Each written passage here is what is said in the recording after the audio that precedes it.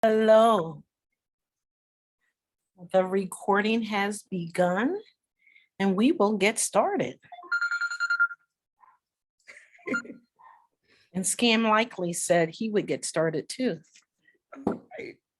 Sorry.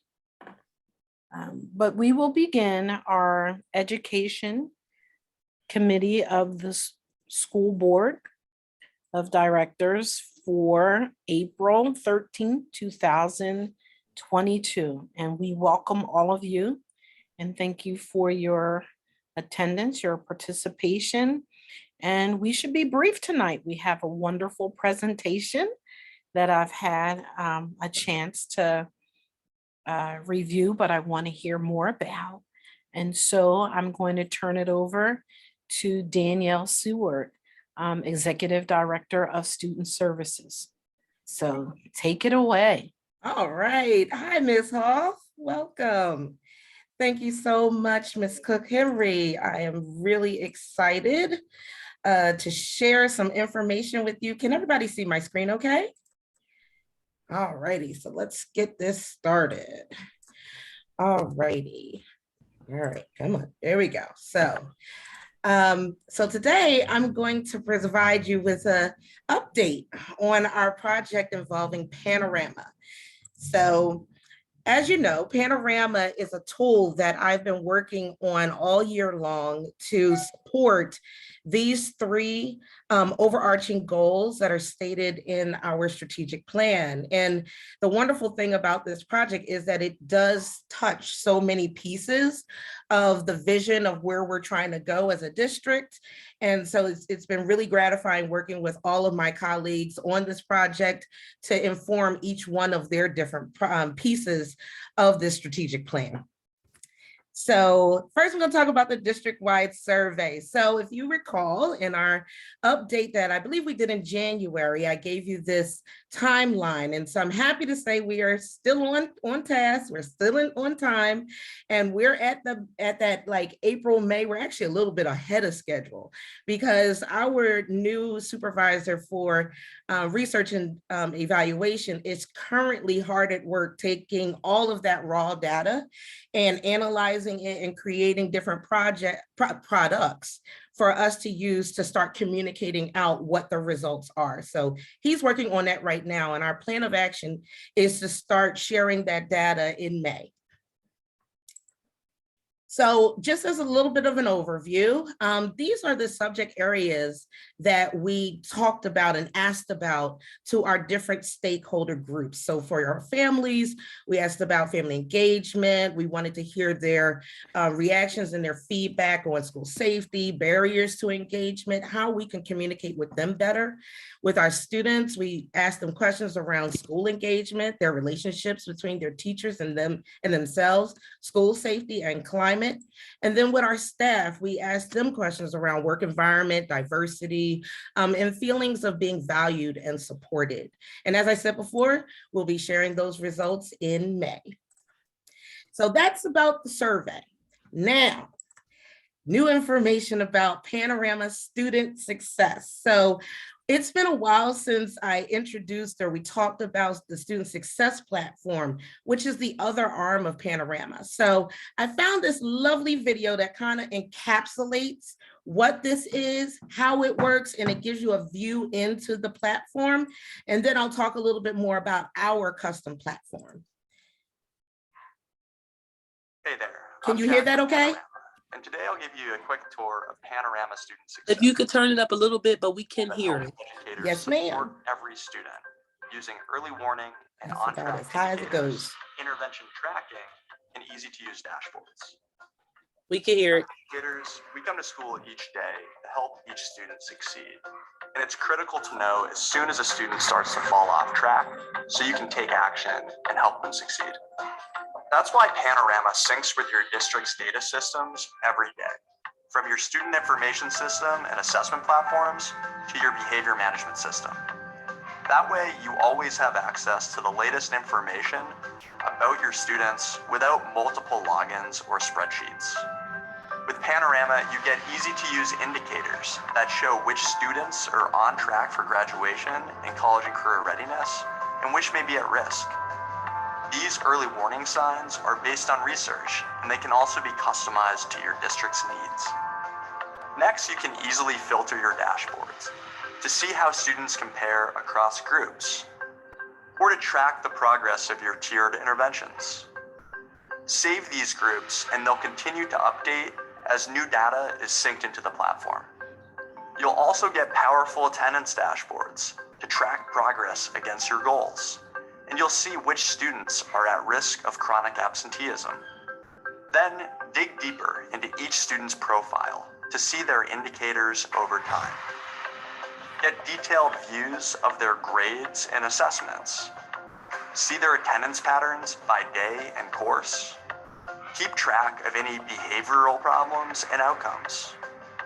And view their social emotional strengths and opportunities for growth. Then, take action by creating an intervention and support plan to make sure that no student slips through the cracks. Select an intervention and add detailed notes and a goal. Then easily collaborate with other educators on your MTSS or RTI support teams. Progress monitor as students move through each intervention and understand how successfully your tier 1, 2, or 3 supports are working. And best of all, our team is always here to help with professional development, training, and support. That's why Panorama is used by thousands of schools and districts across the country. Get in touch with our team to learn how to start using Panorama today. All right. So I wanted to show that because it gives a great overview of what the Panorama Student Success system does. It gives you that a view of the screens.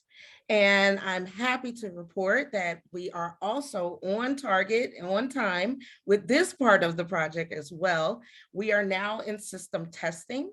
Our IT department, particularly Russell Rosen, was an amazing partner in helping us to, like I say, speak tech to Panorama and be that bridge of making sure that our data was being integrated into the platform correctly. And we are at the point where the data is in, we're testing it, we're evaluating whether it's correct and accurate the way we want to see it. And we've been working with our academic programs office to make sure that we add in some additional assessments, district-wide assessments, so that we can continue with our tracking in ELA, math, and science to come.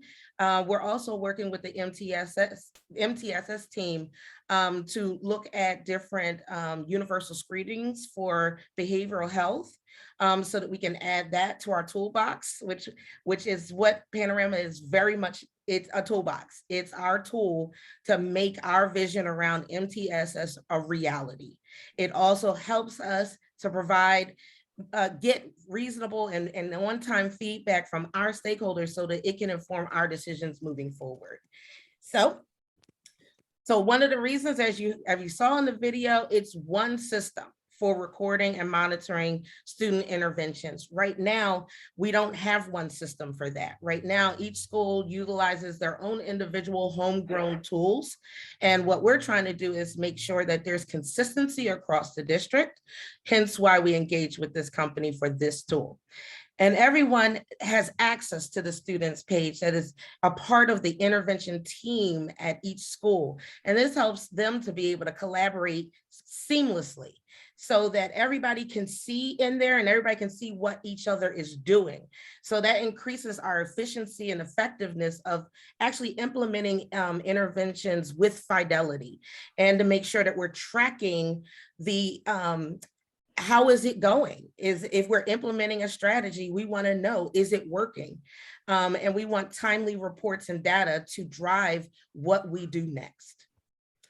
So the school dashboard is a really powerful tool for our principals to be able to look at the performance data at a school level, particularly attendance, where it makes it easy to see where we have our chronically truant students and students where we have implemented a SAPE plan to try and improve their attendance. We can monitor the effectiveness of the interventions that we put in place for those things. So this tool would be used for our intervention meetings and providing documented intervention strategies to improve student outcomes, and monitor the implementation of those interventions, and then measure student outcomes to make sure the data informs what we do next. So the student tab. So I gave you a nice little screenshot here of a mock-up student from Panorama. This isn't one of our students, but you can see on the student page where you can easily see like where this young man named Elvis was having some absenteeism issues in September, October. It's like really easy to see and monitor. So the supports are easily monitored for each student. And the biggest piece is the early warning alerts for a student, because we don't want to wait until we're at chronic, 11th hour, hair on fire. We want to be monitoring all along so that we can start implementing interventions, before it gets bad. So that's another wonderful piece about this tool. So where are we now? We're at the point, like I said, where we are testing the system, adding additional assessments into the system. And I'm working very closely with Ms.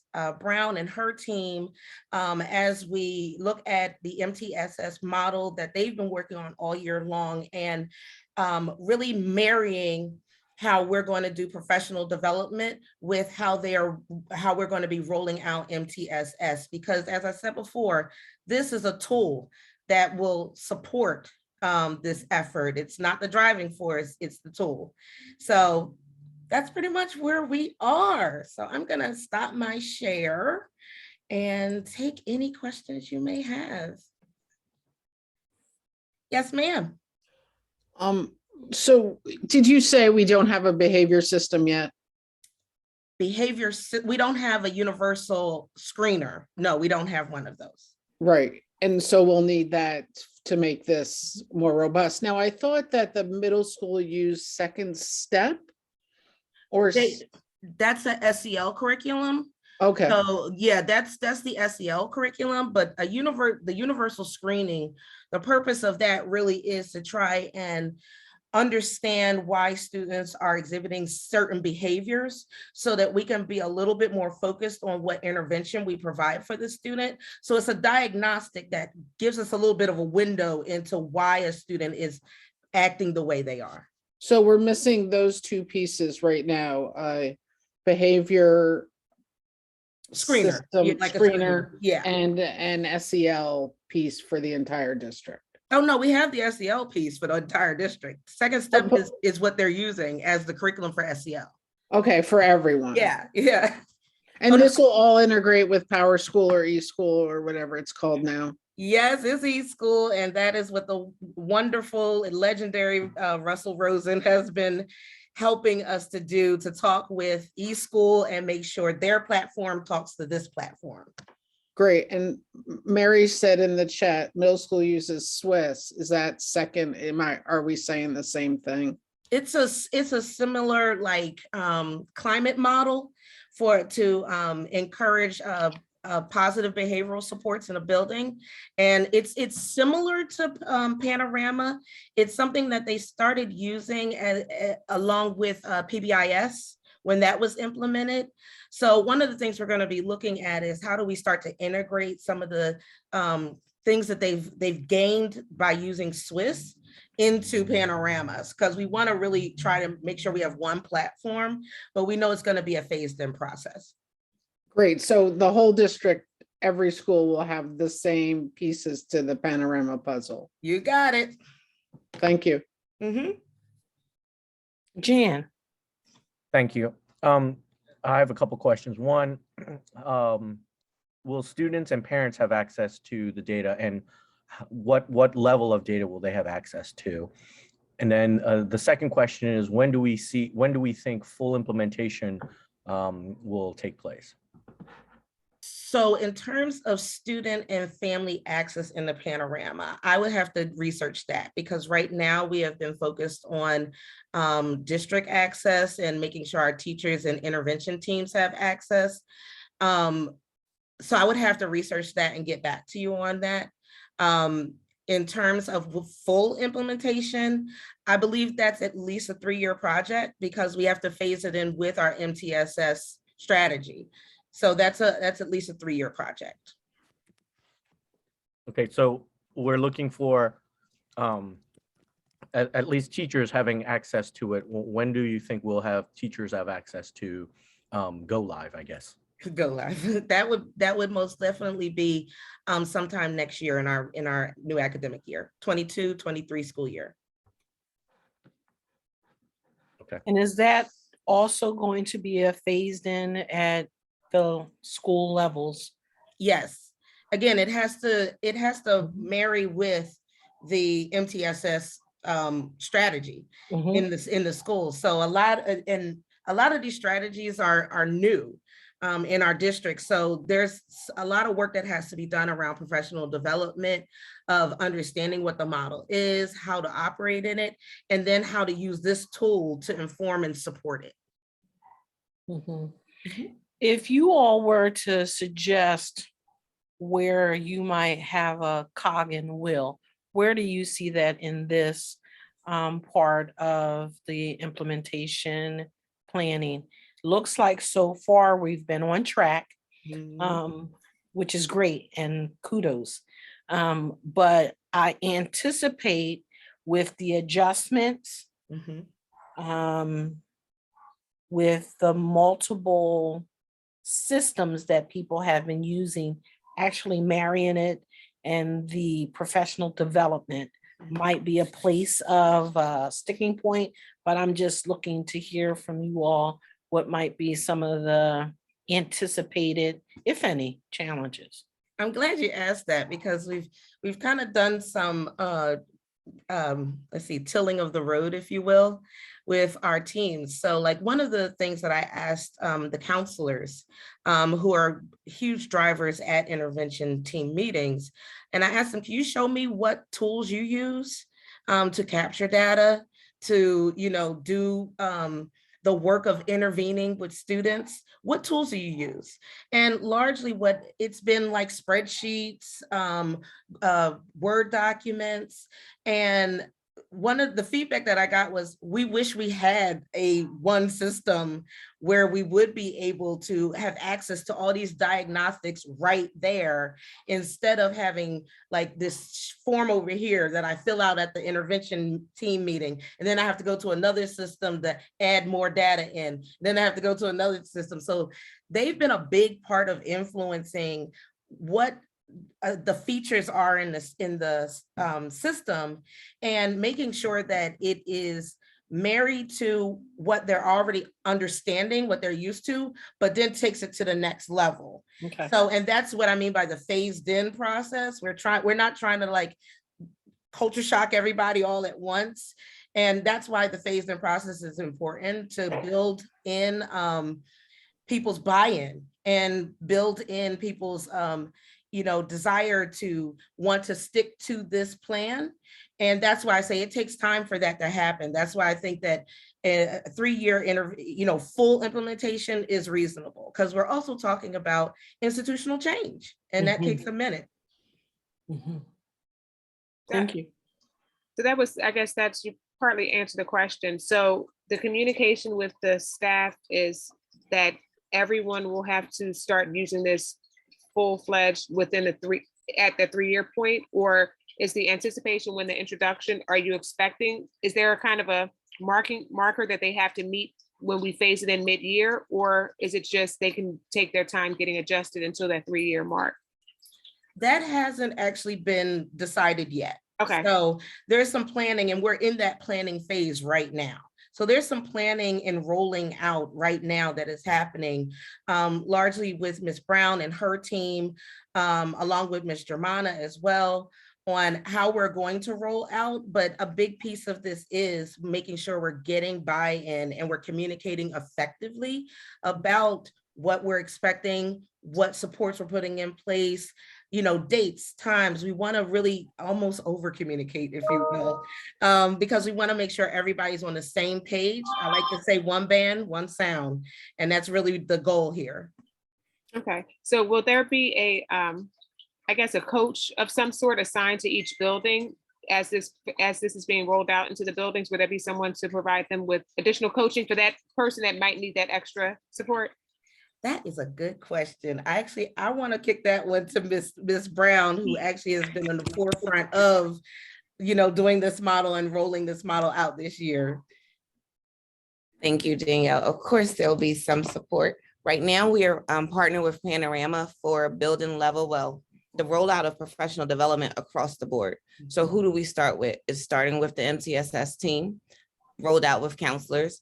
Then principals are also part of that initial rollout as well, so that they understand what we're trying to roll out and implement. And then special education is encompassed within all of that before we roll it out wholeheartedly to each building. So we at least have about 4 to 5 experts within our building, coupled with Panorama's levels of professional development. We do have a couple meetings scheduled already to discuss professional development and the rollout. What does that look like? We did not want, and we do not want, a one group big community meeting. We do not want it to be virtual either. We want it to be in person, because it's important that we understand the steps as we implement this process. Thank you.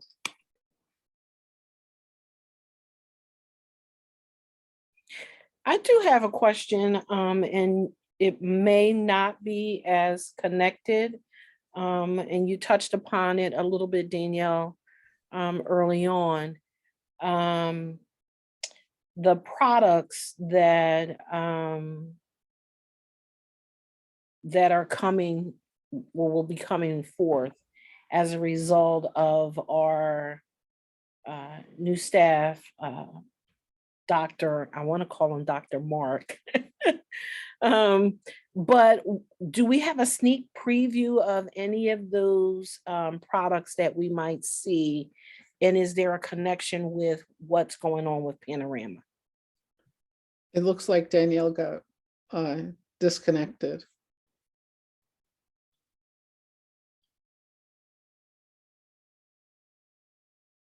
You're absolutely right. Can you repeat that, Ms. Cook Henry? I was just looking for when Danielle started out, Ms. Seward started out. She talked about some of the products that will be rolled out as a result of our new staff, and how we will be able to tie some of these new products along with what's going on with Panorama. Do you see that with, and I'm saying Dr. Mark because it's a Smith? Lewis. Why I was blanking on his last name. So yes, there'll be some connectivity. It's a lot of connectivity, but we want to make sure that we roll out the appropriate items first. And we want to make sure that we're connecting relevant information before we integrate and expose what we do have. So a lot of it will partner. And yes, to answer the question. Okay. Are there any other questions? I think I have one more. So Dr. Brown, I guess this is, I get pointed to you. With the number of professional development days we have scheduled for next year, how many do you see being used for this particular training? 10%, 15%, 20% of them? At least 10% of them, as we continue to build out what will be available to staff beginning next year. Again, the professional development will start with the MCSS team, the counselors and principals, before we roll out actually to teachers. So a good 10%. And we're visualizing possibly go live with classroom teachers. What part of the year? December, February? It'll probably be a mid-year rollout. We're not 100% certain. Those are the conversations that we're in conversation with now. Developing the universal behavior screener was one of our larger holdups. It's not even a holdup, it's just planning and making sure we have the appropriate tool, and we have not finalized that yet. On the other side of the house, you have the behavior and you have the academics. So this year we've been layering what does MTSS look like within inside of our buildings. And again, Ms. Seward alluded to each school kind of has their own entity of what they use as progress monitoring tools, what they called MTSS themselves. So within that, we're developing universal systems to make sure we meet the needs of Panorama, to make sure the parent and the student gets the information that they need to, and so that teachers have the best information to support students. So let me clear up for my own understanding. Where schools right now have different processes to identify students and their, I guess, pathways through MTSS. Are we unifying them and having universal pathways through them, so that they're all the same from one building to the next, so that if, you know, Johnny one moved to another school within our system, those systems follow them to that school? Absolutely. And we started this year with particular assessments. So everyone from K to 6 for English, they take, or ELA, they take the DIBELS assessment. When we had 7 and 8, they took rapid. High school, for example, in 7th and 8th grade, CDT for science. So we have specific assessments that we're using. That's part of this process. Okay, and then the remediations for, I guess, tier 2 for the students would be the curricular materials, or is there something special for academics that we're looking at to use? Those will be the interventions that we do use. For example, we use Dreambox for mathematics. We use Alexia for English or reading, language arts. Those are the tier 1 and 2 interventions that we're using. So tier 2 will be more specific to a particular student, whereas tier 1, that's universal. Everyone gets the same assessment. Everyone gets the same level of intervention. Once I get your scores, I then know how I can develop what we need to develop for your tier 2. And what do we consider tier 3? Is that pathway to special ed, or is that special ed? There are some steps before we actually identified a special ed. So I wouldn't necessarily say the tier 3 would definitely be the special education. I'll defer that question to Gina. Yes, so a student entering the tier 3 intervention level could be considered a thought to be. So we would be specifically monitoring interventions closely, pulling in the school psychologist. You know, we do start to talk about possibly testing and evaluating the student to see if they're eligible for special education services. But tier 3 isn't, we don't want to say it's the actual pathway to special education. I really feel with what our students are coming back from the past, couple of years, a lot of students could be in that tier 3 realm. So we just want to make sure we're hitting that learning loss, especially right now. And I think Panorama will allow us to warehouse that data in one place across the board. So to answer Ms. Henry's question and your question, Mr. Tong, that data, so what the surveys we have now, and then Dr. Lewis is going through now, will help us plan for what we need 22-23 school year. By housing data in one warehouse that we can all see, across the board, we'll be able to tell finally with data whether the interventions and our plans are, if we're getting the return on the investment of these plans, if they're working, if we need to change course, review, analyze, revise that data. I don't know that Panorama, it's from those surveys that we just did to Panorama is like a clear connection that they're going to work together. I think what we're going to find with Panorama is they will allow us to see is what we're doing working. And as far as special education goes, and your question, as students move from school to school just by organic grade changes, 6th grade to 7th grade and so on, or families move within the district, so that data will follow them. I've been here before we had all of these universal screeners and diagnostic assessments, and I'm excited about them. across the board, any school you go to, they're doing the same diagnostic assessments. Interventions in special education, we never want to say everyone's doing the same interventions because everything has to be, they can't be cookie cutter, but definitely tier 1 and tier 2, there's systems in place, and tier 3, we just need to dig in a little deeper, for those interventions, but all of that data is going to be in the same place. So if a student moves from Park Lane to Alden, they will be able to see the data on interventions that have been tried, the anecdotal notes, things like that. So they're not starting from the very beginning when a student transfers to a new building. I was long-winded. I'm not sure if I answered the question. Yeah.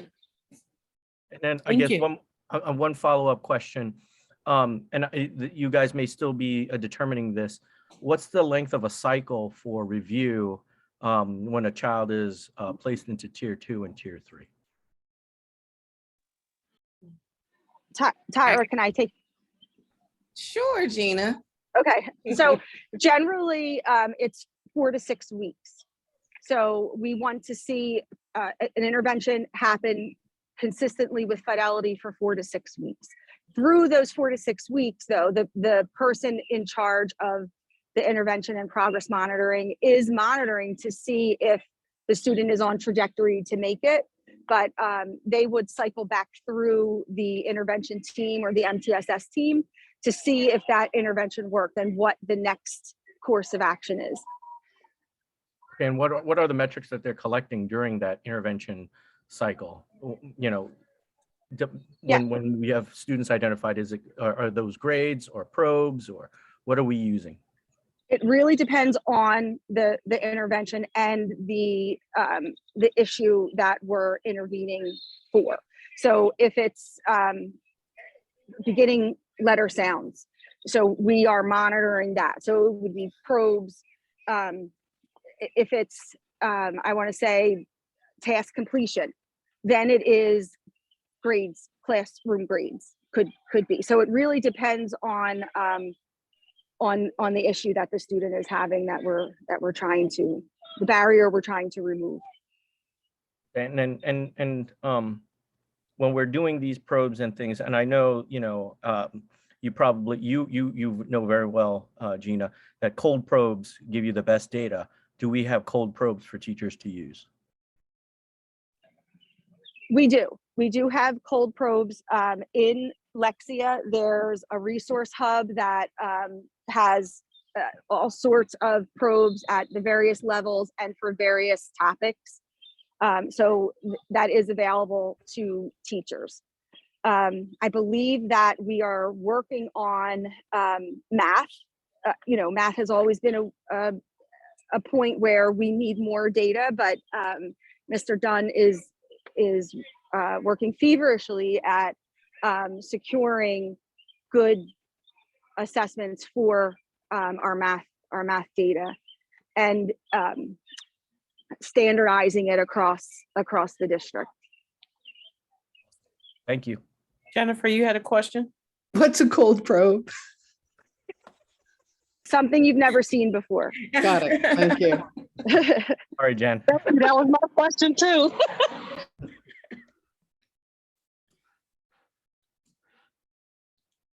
Are there any more questions? Thank you. Thank you for allowing Thank me you, to everyone. come. Yeah, thank you for the information, and enjoy your half day off tomorrow and the 2 days for the spring break. I'm Enjoy. sorry for the grilling. No, that's a good We question. It's a great We question. appreciate that. Yeah. That makes us grill harder when we come to the table. Mhm. I can tell you, in the city of Philly, I was the MTSS guy. That's why I know all these things. I might be calling you. Absolutely. I agree. No, I really No. appreciate the questions and the conversation because it does help us to dig deeper, to think about things in a different way. So this was great. Thank you so much. Thank you, everyone. Yes, thank you. Thank you. Good Hi. night. Good night. Good night.